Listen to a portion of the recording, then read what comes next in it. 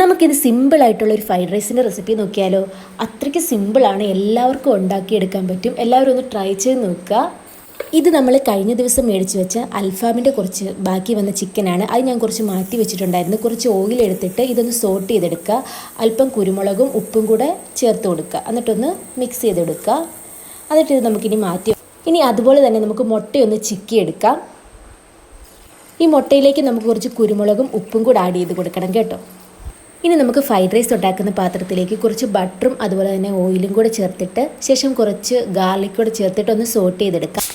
ഇനി നമുക്ക് ഇതിലേക്ക് സബോളയും ക്യാബേജും പിന്നെ ക്യാരറ്റും ബീൻസും കൂടെ ചേർത്തിട്ട് പിന്നെ ക്യാപ്സിക്കും കൂടെ ചേർത്തിട്ട് ഒന്ന് വേവിച്ചെടുക്കുക. കൂടുതൽ കുക്ക് ചെയ്യേണ്ട. പിന്നെ ആവശ്യത്തിന് കുരുമുളകും ഉപ്പും കൂടെ ചേർത്ത് കൊടുക്കുക. ഇനി നമുക്കിതിലേക്ക് ടൊമാറ്റോ കെച്ചപ്പും വേണമെങ്കിൽ സോയാ സോസും കൂടെ ചേർത്ത് കൊടുക്കാം. ഞാൻ കെച്ചപ്പ് മാത്രമേ ഉപയോഗിക്കുന്നുള്ളൂ.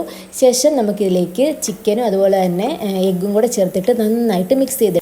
ഇനി നമുക്കിതിലേക്ക് വേവിച്ച് വെച്ച ബസ്മതി റൈസ് കൂടെ ഇട്ടിട്ട് നന്നായിട്ട് മിക്സ് ചെയ്തെടുക്കാം. പിന്നെ ഫ്ലെയിം കൂട്ടി വെച്ച് തന്നെ മിക്സ് ചെയ്തെടുക്കുക. അപ്പം അത്രയേ ഉള്ളൂ നമ്മുടെ ഫ്രൈഡ് റൈസ്. ഭയങ്കര സിമ്പിളാണ്. എല്ലാവരും ഒന്ന് മസ്റ്റായിട്ട് ട്രൈ ചെയ്ത് നോക്കുക. അതുപോലെ തന്നെ നല്ല ടേസ്റ്റിയാണ്. നമ്മൾ കടയിൽ നിന്നൊക്കെ വാങ്ങുന്നതിൻ്റെ സെയിം ടേസ്റ്റോട് തന്നെ നമുക്ക് കഴിക്കാൻ പറ്റും. അപ്പോൾ അത്രയേ ഉള്ളൂ വീഡിയോ. Thanks for watching.